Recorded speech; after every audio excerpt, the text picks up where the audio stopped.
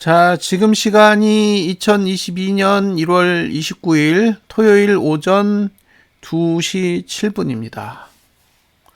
자, 이번 시간에는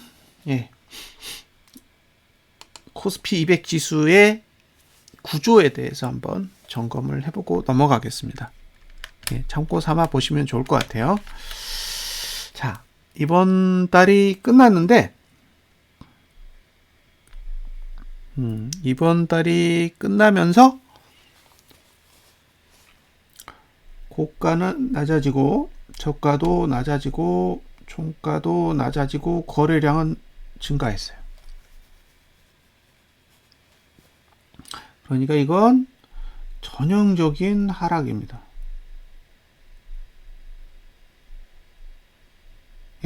지금의 구조로 보면 이건 전형적인 하락의 모습을 가지고 있어요.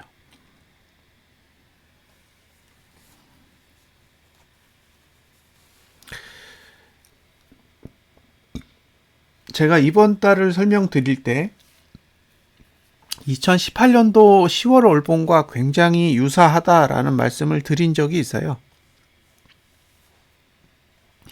그때 하단선의 위치가 지난달 저가랑 너무 가깝다.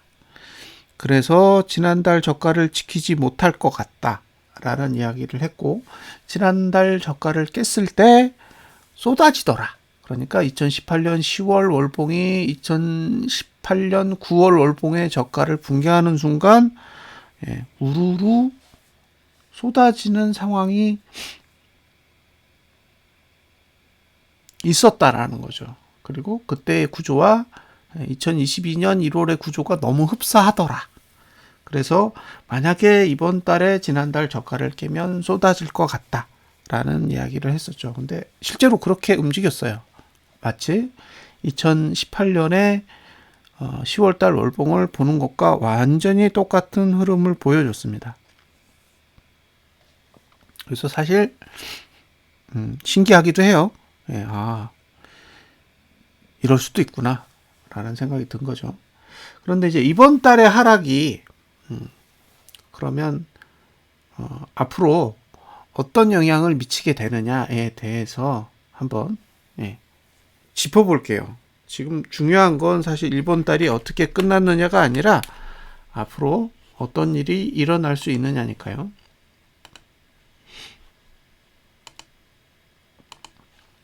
자, 이게 다음 2월 달의 구조입니다.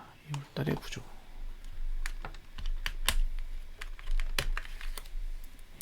이게 2월 달의 구조인데 2월 달의 구조를 잘 보시면 이 빨간색으로 된 게 하락 추세선이에요. 하락 추세선. 이게 하락 추세선입니다. 그 하락 추세선의 특징이 뭐냐면 아래를 볼 때 누르는 힘이 강하다라고 보는 거예요. 실제로 하락 추세선은 여기서 끝난 거예요. A 지점에서 끝난 건데 장대 음봉을 그리면서 연장이 됐어요. B. 그러니까 지금은 하락 추세선의 연장선상에 있습니다. 그러니까 지금도 하락 추세라는 거예요. 그런데 앞으로 요 4월까지의 매트릭스 구조를 잘 보시면 고가는 3번, 그죠? 저가는 여기 잠시 하나 더 있어요.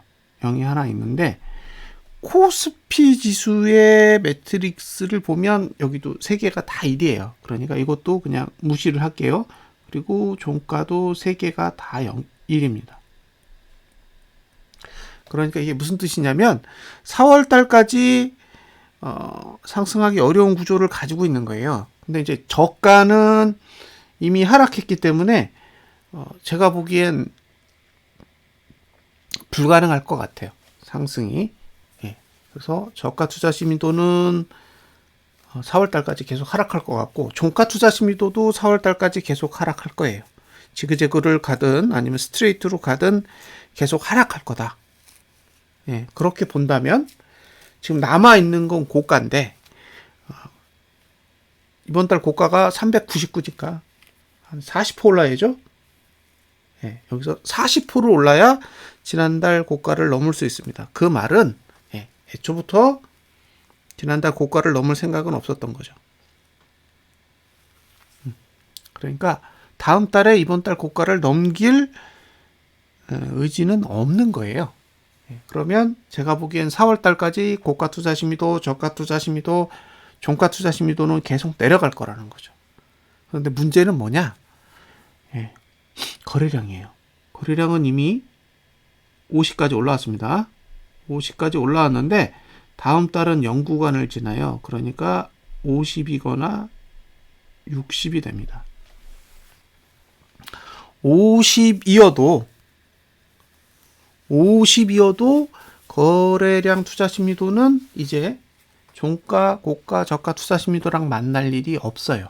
만날 일이 없다라는 건 이제 절대적으로 매도 우위의 상황으로 들어갔다라는 거죠. 그래서 이런 구조는 대부분 폭락하기 직전에 나옵니다. 폭락하기 직전에. 그러니까 이 월봉은 기본적으로 폭락하려고 그린 거예요. 예. 이번 달에 하락을 한 건, 제법 하락했네? 이게 아니라는 거예요. 이건 기본적으로 폭락하려고 차트를 그려놓은 상태라는 거죠. 그러면 폭락의 기준은 뭘까? 예, 여기 저가. 이게 아마 347 정도 될 겁니다. 예. 347을 붕괴하면 폭락이 오니까, 폭락이 오면 보통 볼린저 밴드 20 하단선까지 갑니다. 여기가 290 정도 돼요.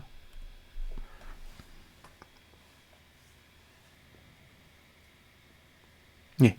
그러면 이 구조로 봤을 때는 거래량은 맨 위에 있어요. 거래량은 맨 위에 있는데 거래량이 맨 위에 있어도 상승하는 경우가 있어요. 그건 고가, 저가, 종가의 매트릭스 구조가 0구간일 때예요. 0구간일 때가 5월부터잖아요.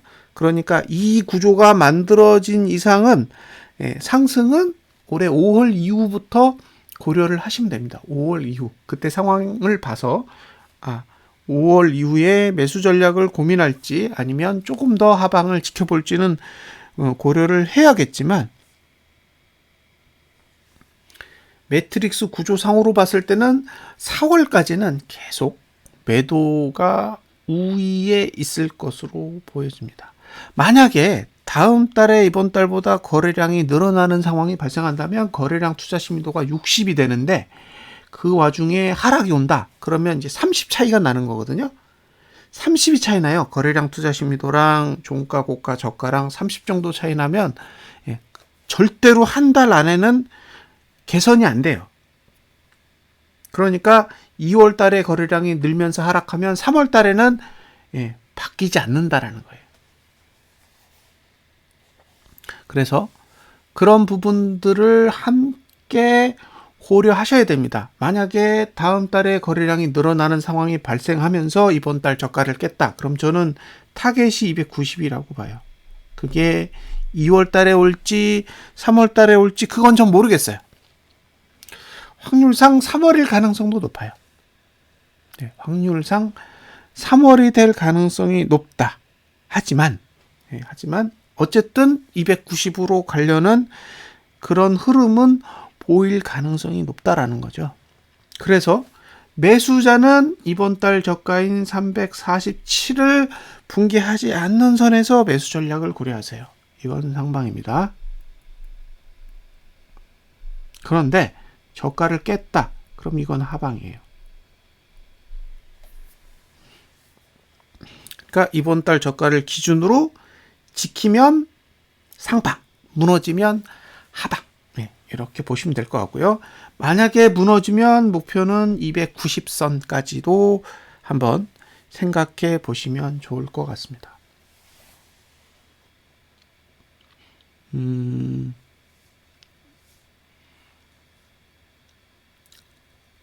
자, 설명을 드렸죠. 다음 달에 이번 달보다 거래량이 는다? 그건 심각하게 바라보시면 돼요. 거래량이 늘면 지금은 큰일 나는 그런 상황이라고 보시면 됩니다.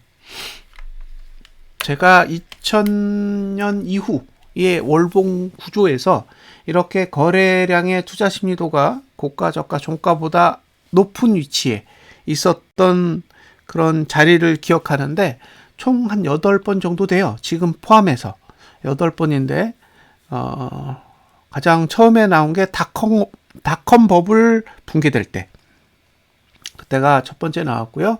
그 다음에 2002년 월드컵 지나고 였을 거예요. 2002년 월드컵 이후의 상황. 그 다음에 세 번째가 리먼 브러더스 사태 터질 때가 거래량이 위로 올라왔습니다. 그리고 네 번째는 그리스 사태 때 올라왔어요. 다섯 번째는 2013년인가? 네, 그때. 여섯 번째도 2015년 부근일 거예요. 그러니까 2013년, 14년 그 사이에 이제 두 번에 걸쳐서 나오게 되는데 그때는 딱히 무슨 이슈가 있었는지를 잘 모르겠어요. 뱅가드 펀드런? 그런 일이 있었던 것 같아요. 그리고 일곱 번째가 미중 무역 분쟁 때 나왔습니다. 그러니까 대부분 굵직굵직한 악재들이 터질 때 이렇게 거래량 투자 심리도가 맨 위로 올라왔거든요. 근데 지금 올라왔어요. 맨 위로 올라와 있습니다. 그러니까 2월 달에는 뭔가 있긴 있는 거죠. 앞으로 뭔가 사건이 터질 만한 이슈는 존재하는 것으로 보입니다. 그리고 대부분 이제 거래량이 맨 위로 올라오면 하락으로 봐요. 하락. 그러니까 하락이라는 건 저점을 찍으러 간다라고 보는 거죠. 저점을 찍으러 간다. 거래량이 맨 밑에 있으면 조정으로 봐요. 조정은 바닥을 찍지 않습니다. 그냥 옆으로 기다가 올라가요. 그게 보편적인 특징인데 거래량 투자 심리도가 맨 위로 올라오면 조정이 아니라 하락이기 때문에 하락은 대부분 바닥을 찍기 위한 과정이 오는 경우가 많고요. 특히 하락이 오면 대부분 전고점을 찍어요. 전고점을 찍습니다. 그러니까 하나의 사이클을 만든 고점이 있어요. 그걸 찍는 속성이 있거든요. 제가 그걸 한번 보여드릴게요.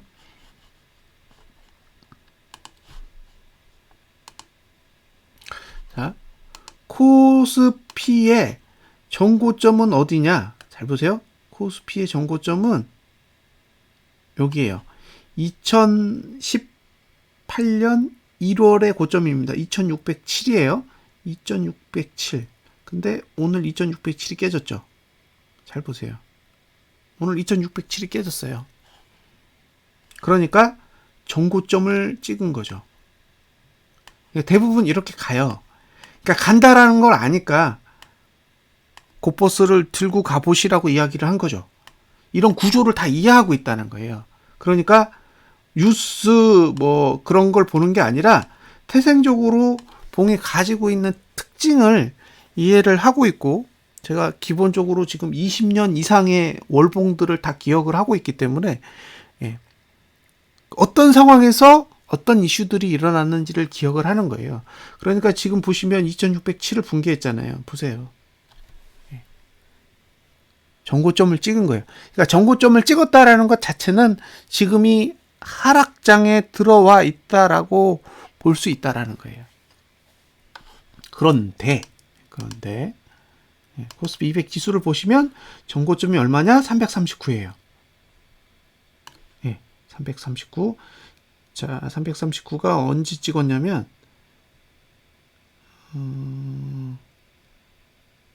331 339.27 2018년 1월봉이네요.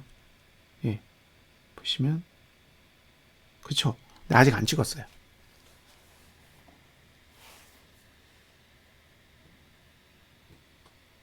그러니까 코스피 200 지수는 아직 안 찍은 거죠? 코스피 지수는 찍었는데. 그러면 똑같이 찍을 거라고 봐요. 그러니까 아직 339를 안 찍었기 때문에 339로 가는 흐름이 나올 가능성이 높다라고 보는 거죠. 자, 여기서 중요한 게 뭐냐? 결국엔 339는 이번 달 저가보다 낮잖아요. 347이니까 결국엔 이번 달 저가를 붕괴하면 339로 간다는 얘기고, 339로 간다는 얘기는 이번 달 저가를 깬다는 얘기잖아요. 이번 달 저가 깨면 339만 가겠어요? 290까지 가겠죠. 그래서 여지는 남겨놨다고 봐요. 아직도 아래로 내려갈 수 있는 여지를 남겨놓은 상태라고 보는 거죠.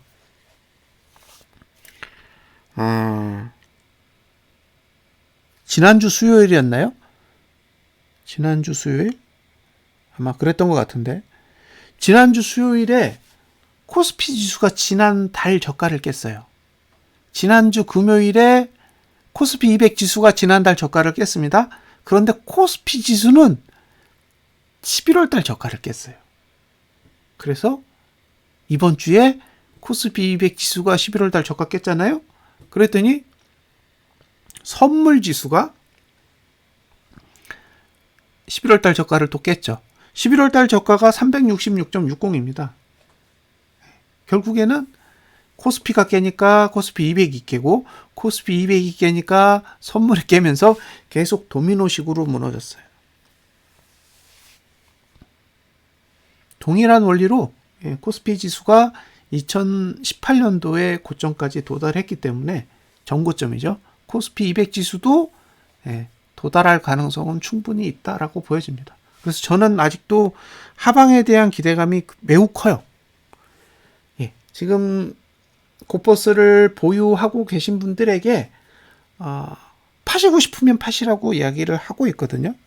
팔아도 된다. 지금 정도 수익이면 괜찮지 않냐 라는 입장이기도 하지만, 그럼에도 불구하고 하락에 대해 아직도 긍정적인 시각을 가지고 있습니다. 더 내릴 수 있다는 거죠. 지금 눈앞에 보이는 수치는 290까지. 340지를 붕괴하면 290까지 내려갈 거다라고 생각을 해요. 자,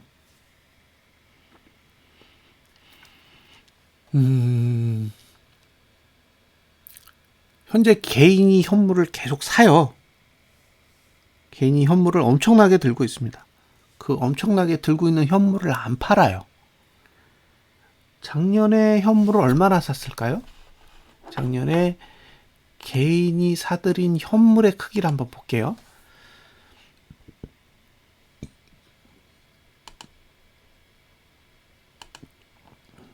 자, 1년 동안 개인이 사들인 현물.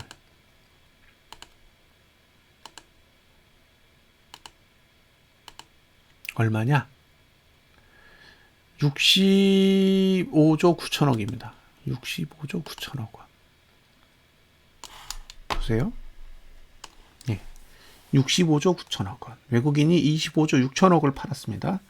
그리고 금투가 샀죠. 그러니까 지금까지 시장을 받쳐왔던 건 금투예요. 안 팔았으니까. 그리고 외국인은 제 기억이 맞다면 2020년에 24조 5천억을 팔았어요. 24조 5천억. 그리고 작년에 25조 6천억을 팔았으니까 50조를 팔았습니다. 50조.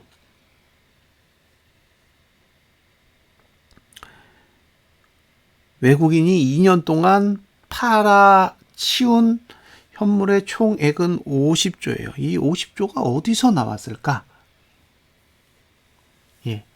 이 50조가 어디서 나왔냐면요. 2009년에서 2010년 사이에 매수한 금액이 55조 정도 됩니다. 2009년 리먼 브러더스 이후 상승기에서 외국인이 한 2년 가까이 해서 사들인 돈이 제가 알기로 55조 정도 되는 걸로 알고 있어요. 근데 그 돈이 나간 거예요. 지금 지금 상태에서 보면 그때 돈이 나간 것으로 보여요. 자, 2년 동안 주식을 팔았단 말이에요. 사지 않았어요. 외국인은 사지 않았어요. 근데 1월 달도 안 샀잖아요. 아시다시피. 그러면 외국인은 현물을 보유하고 있지 않아요. 전체적으로 봤을 때 지금 현물을 들고 있는 건 개인이잖아요. 작년에 65조 9천억을 사들인 개인은 지금 다 손실이죠. 왜? 작년 저점 깼거든요. 작년 저점이 370입니다. 지금 357이에요. 그 얘기는 작년에 거래한 사람들은 싹 다 손실이란 얘기예요. 그러면 올라가서 당신들 익절하세요 라고 할까요? 아닐 것 같아요. 이제 370위로는 잘 안 가겠죠. 370위로 올라가면 개인들이 손실이 줄어들잖아요. 오히려 370 아래에서 계속 약 올려야죠. 그래야 손절하지. 문제는 손절을 하면 다행이에요. 개인이 현물을 팔면 다행이래요. 그럼 올라갈 수 있어요. 개인 현물을 사면 더 문제인 거예요. 또 물리는 거죠. 그래서 지금의 현금의 흐름으로 봤을 때는 개인들에게 절대 좋은 구조가 아니라는 거예요. 올라가야 될 이유도 없고 매물대도 없어요. 매수를 했어야 매물대가 있는 거죠. 매수를 안 했는데 매물대가 어디 있어요.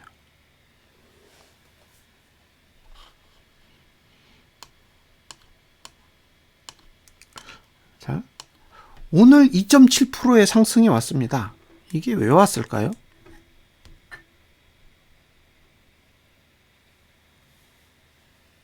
왜 오늘 2.7%나 올렸을까? 그냥 내리고 미국 증시가 오르면 다음 주 목요일에 갭상승을 하면 되는데 왜 그랬을까? 이제 주봉을 보겠습니다. 자, 주봉의 거래량도 늘었어요. 그래서 거래량 투자 신민도가 맨 위로 올랐습니다.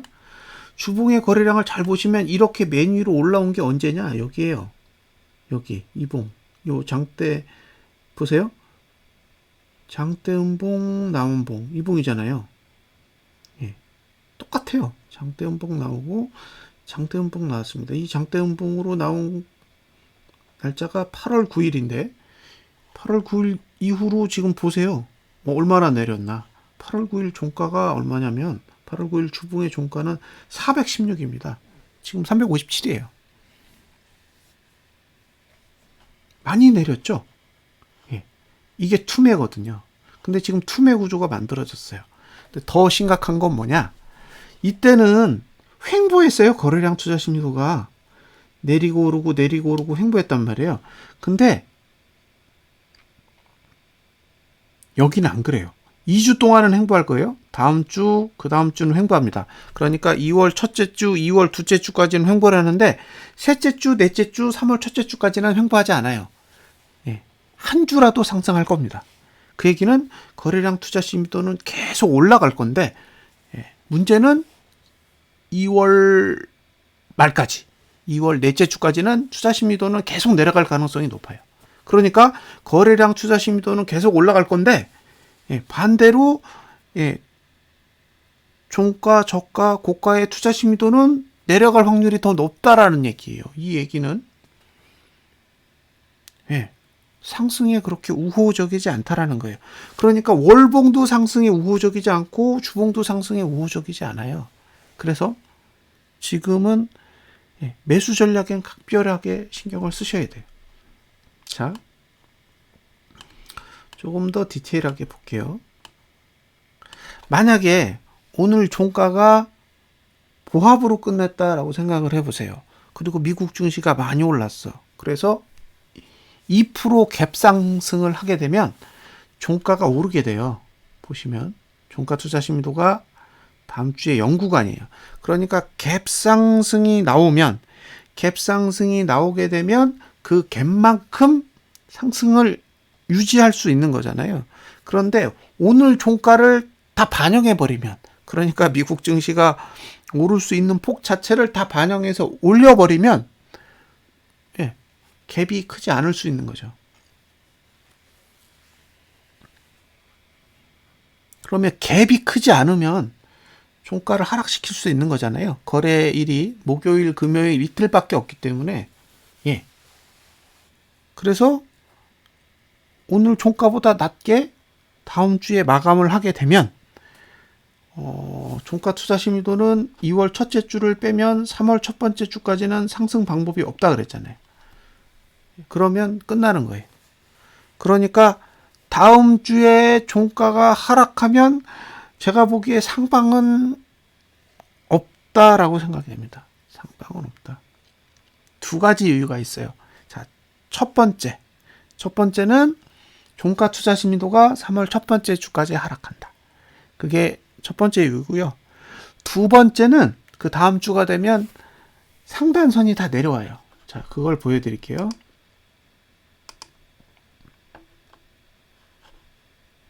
자, 두 번 주가 되면 이렇게 내려오는 거죠. 그러니까 종가가 하락한다라는 거는 지금보다 낮은 위치에서 끝난다라는 걸 의미하잖아요. 그러면 이렇게 상단선이 내려와요. 그러니까 2월 두 번째 주부터는 상승하기 힘들게 구조가 만들어지는 거죠. 그래서 두 가지 이유 때문에 그렇습니다. 첫 번째는 종가 투자 심리도가 하락한다. 그 다음에 두 번째는 상단선이 내려온다.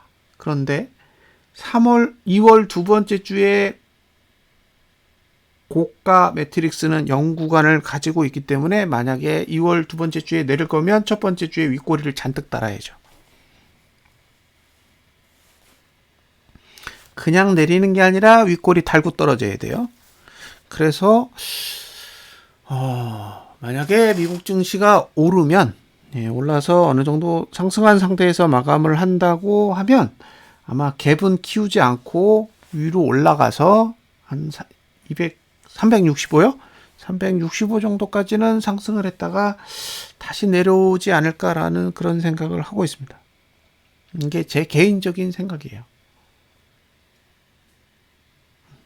아니면 이 정도 363 라인 정도까지 올라갔다가 윗꼬리를 달고 줄줄줄줄줄줄 세는 거죠. 그리고 나서 금요일 날 빼면 완성이에요. 이렇게 하지 않는다면 차라리 개파락하는 방법도 있어요. 그냥 개파락 해버리는 거예요. 그럼 종가가 그냥 하락하니까. 그래서 둘 중에 하나의 방법을 사용하지 않을까라는 생각을 합니다. 제 머릿속에 있는 플랜은 그래요. 그리고 여기가 붕괴되면 끝이라고 봐요. 지금 저가 투자 심리도가 올라가잖아요. 저가 투자 심리도가 올라가는데 저가를 깨면 저가 투자 심리도가 내려가게 되는 거죠. 그러니까 결국에는 347이 데드라인이에요.